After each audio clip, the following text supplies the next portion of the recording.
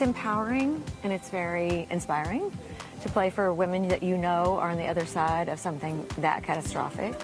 And it does make you want to, check into your family history and to live right, to eat right, to know your blood pressure, your cholesterol, to exercise. Sheryl Crow looks stunning at 62 years of age thanks to the superfood she regularly takes and one specific type of meal she avoids eating. She made one vital change to her routine to ensure longevity. You can't attain her super slim physique without putting in the work. Her typical workout would start with a 10-minute walk on an elevated treadmill to get the blood flowing. Then she does core work with a medicine ball, planks in all directions, pull-ups, and plyometric work like high knee bounding, reverse skip runs, slalom hops, clapping push-ups off of a bench, and triple sets of dumbbell raises. That sounds exhausting, but she isn't done yet.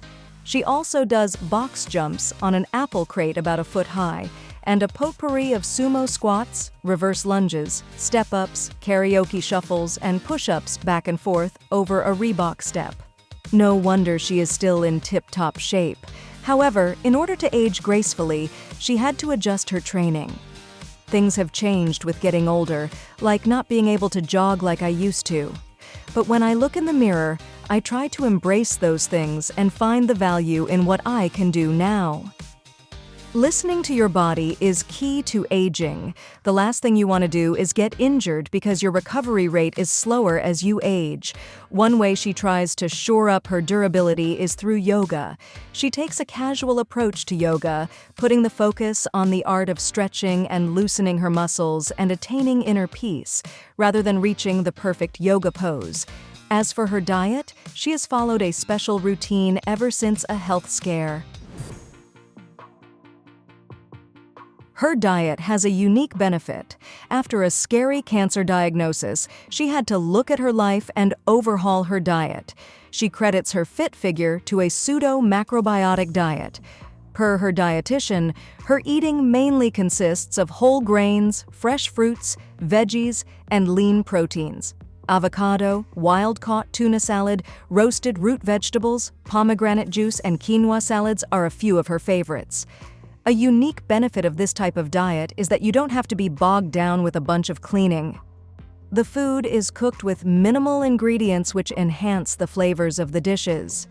This means you aren't using several different pots and pans to cook up one dish. That saves a lot of time. There are plenty of dishes on the menu, but you can be sure that her breakfast includes two specific things. Small choices make all the difference. Sheryl's grocery list always includes organic milk and almond butter. She gets her milk from the local dairy farm, and her family drinks it with every meal, especially her kids. As for almond butter, it has several uses. We put this in smoothies, or I'll pack a sandwich with almond butter for Wyatt's lunch. As for her lunch, that's when she can enjoy her favorite soup, which has special health benefits. Her healthy snacks have been a lifesaver. Her lunch menu includes her famous hummus soup recipe. It uses turmeric, which has been shown to help prevent cancer. It's essentially warm, thinned hummus garnished with pita chips and pesto. But one thing that interferes with her is her travel schedule. That's why she makes an extra effort not to use her traveling as an excuse. She keeps healthy snacks on her bus, which are usually less than 150 calories, along with bananas, apples, cantaloupe, and fat-free Greek yogurt. She is also a fan of 100-calorie packs of low-sodium almonds and crudité veggies. Another one of her favorites is Mary's Gone crackers and air-popped popcorn. At night, she winds down with her favorite cheat meal.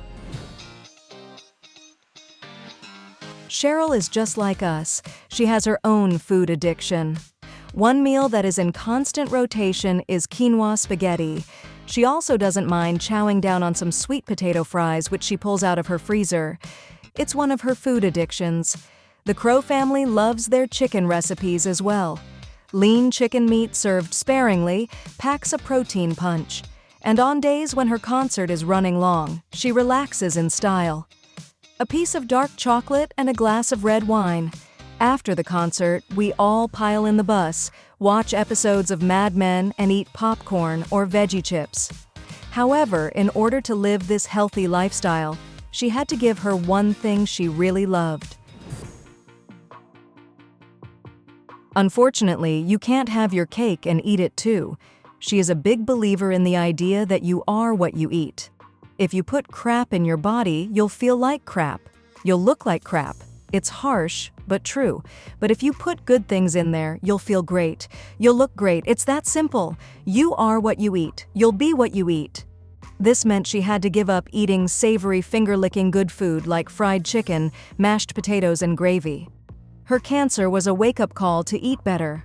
As a mother, she realized that if she ever hoped to improve her family's diet, especially on the road where room service and overcooked catering spreads were de rigueur, she'd need help. Help came in the form of several key superfoods. These foods helped boost her immune system and battle diseases. The superfoods Sheryl endorses have been shown to help against cancer, heart disease, diabetes, and other health conditions that take years off our lives. These foods include walnuts, prunes, and pomegranate juice.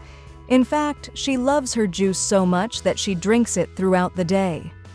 The juice is packed with antioxidants. She also makes sure to include tomatoes in soup, juice, and sauce, as well as eating blueberries, cranberries, and edamame. I met with a nutritionist, and she taught me which foods are immune-boosting and disease-battling. I discovered that the more colorful the vegetable, the richer it is in nutrients, so I'll choose purple cabbage over white. I also learned how spices like cinnamon and turmeric are disease-fighting. She also introduced 2 key habits to help her relax and fight her anxiety. How you perceive bad news can be extremely important. When she discovered she had cancer, she was heartbroken. Her first reaction was to simply push her feelings down and put on a face. However, since then, she has learned that this just causes more anxiety. Her attitude now is to express her emotions. When she feels like grieving, she'll grieve. When she feels afraid, she'll express that. And when she's angry, she'll let that out as well. To hold an emotion. And although that sounds really weird, I think in Western culture we figure out how to push everything down, how to make ourselves busy, and that way we don't ever experience our emotions. The thing I remember my friends saying is the only way out is through. And that really has saved my life. And it's also brought me a lot of peace. She balances this emotional output by working on her meditative skills. One of the things that has changed my life is meditating. The simple act of making my brain shut off for 20 minutes in the morning and 20 minutes at night may not seem like much, but what ends up happening, besides creating space in your day, is your awake posture begins to replicate your meditative posture. There were many lessons for me in my cancer diagnosis, and one of those things was my reliance on being able to find some serenity through meditation and helping to heal my body through visualization as well as mindfulness. Try out these healthy habits and see if they work for you as well as they did for Sheryl. As for her incredible skin, she has a rather minimalistic approach to things. You don't need any products to look like her. While most celebrities are pumping out beauty products and are busy doing surgeries, Sheryl likes to keep things natural. When you shoot your face with Botox and stuff, you rob yourself of your ability to have youthful expressions, and that's why sometimes people look a lot older. She believes that when you get plastic surgery, you start to look like everybody else. The big lips, the weird thing in the middle of your face where you've got fillers and your eyebrows are up a little. She also never spends a lot of time in front of the mirror. Because she isn't overly concerned with how she looks, she goes by how she feels. Having taken care of her body through her exercise and diet routine, she feels 24, so she jokes that she is 24. She might be onto something there.